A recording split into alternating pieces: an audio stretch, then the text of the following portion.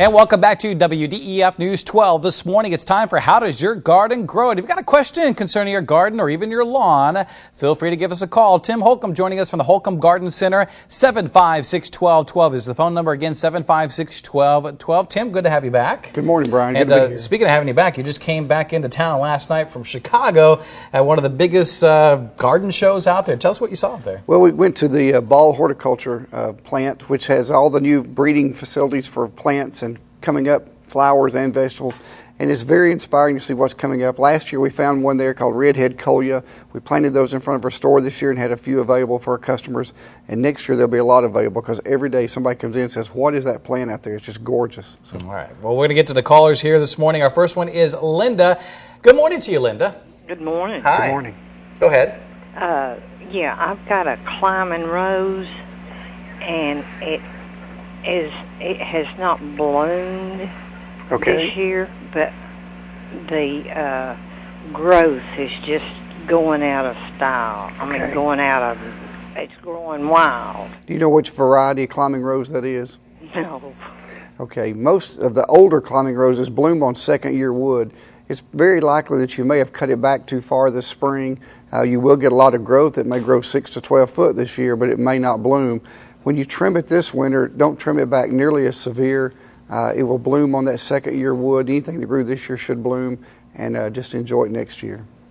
Once again, we're answering your gardening questions at 756-1212. Diana is our next caller. Good morning to you, Diana. Good morning. Hi. Good morning. Go ahead. I have a question about, I have a lilac bush in a big barrel, and it has never bloomed. It's been there for several years, and it's quite tall. Should I cut it back now, and do I need to do something to it to make it bloom? Well, if you need to shape it up, now is a good time to do it. It'll put out some new growth this fall, and that's where it'll set buds for next year.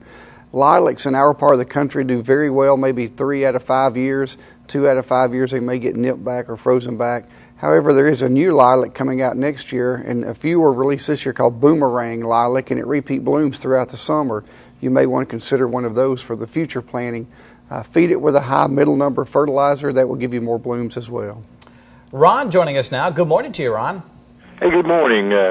Morning, Tim. Thank you for taking my call. Yes, sir. Question about tomato plants this year. Mine have been the worst I've ever had. I bought the quality plants, and I've got all this stuff to use on those plants from you folks, and everything's been great. I got beautiful tomatoes. They're still green. The tops of them are exploding. Some looks like they got cancer. I've never had anything like this before. And, they're just not turning red like they're supposed to. So what am I doing wrong? Well, the biggest thing on tomatoes is keep them evenly moist. Make sure you have mulch around them. Keep them fed. That keeps them blooming and producing fruit. The moisture keeping even is the biggest thing. Otherwise, you get cracks or irregular fruit. But they should continue to do fine. If it's too hot, you won't get much pollination. As it cools down, you should get a lot more tomatoes for this fall. Sue joining us now. Good morning to you, Sue. Good morning. Hi. Mr. Holcomb, Yes, I ma'am. have 2 questions.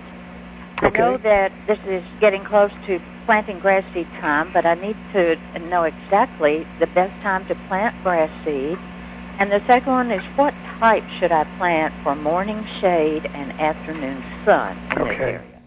Well, that's an excellent question. In September is far and away the best time of year to be planting your cool season grass seeds, the fescues and bluegrasses.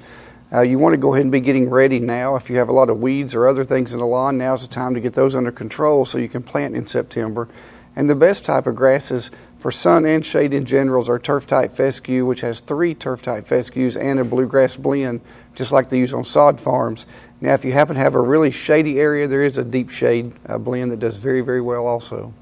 All right, unfortunately, we are running out of time, but some great questions coming in this morning. We're going to put the information up on the screen. It's Tim Holcomb at the Holcomb Garden Center. He's got 2 locations, one along Highway 153 in Hickson and the other one along Battlefield Parkway in Fort O. You can always go online to holcombgc.com. And don't forget to sign up for the newsletter as well. There's the website live.